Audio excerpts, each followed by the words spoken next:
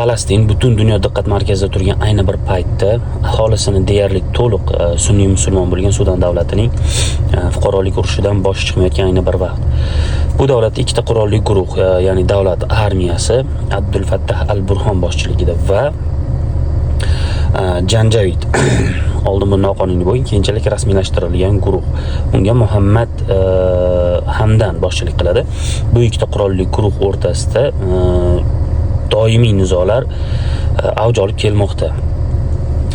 Bu urushning asl boshlanishi 2021-yilda Sudan hukumati ikkita qurolli guruh birlashuvi asosida ag'dariladi va keyinchalik o'zini ichki muammosi, ya'ni ikkita guruh o'rtasidagi muammo boshlanadi.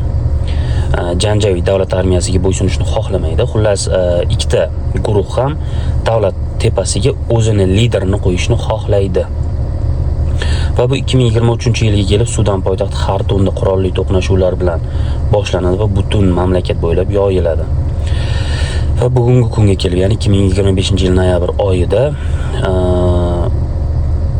Janjavid guruhi juda katta qismni egallaydi, ya'ni juda katta viloyatni to'liq egallab oladi, deyarli to'liq egallab oladi.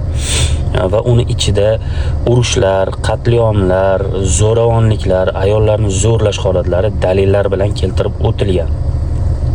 Shu o'rinda davlat armiyasi ham ayrim joylarda aholini bombardimon qilib, tinch aholini urmoqda. Ya'ni urush hech kim toza emas, ya'ni urushda hech kim toza emas. Ikkala tomon ham aybdor.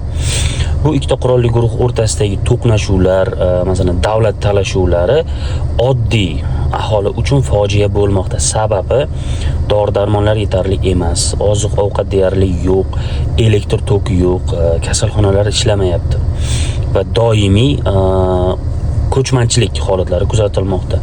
O'sha Sudanning katta aholisi, katta qismi Janubiy Afrika Respublikasiga, Chadga, Misrga, Janubiy Sudanga qochib o'tayotgan holatlari ham kuzatilmoqda. Ya'ni 10 milliondan ziyod odam qochqin sifatida yashamoqda.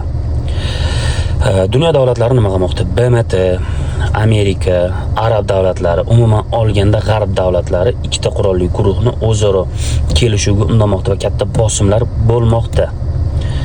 Kelishuvlar sust amalga oshirilmoqda, lekin boshqa G'arb davlatlari bosimi ostida bu janjaliy to'qnashuvlarni oldini olish harakati boshlangan. Lekin hali urush to'liq tugagani yo'q. Bugungi kunda ham davom etmoqda.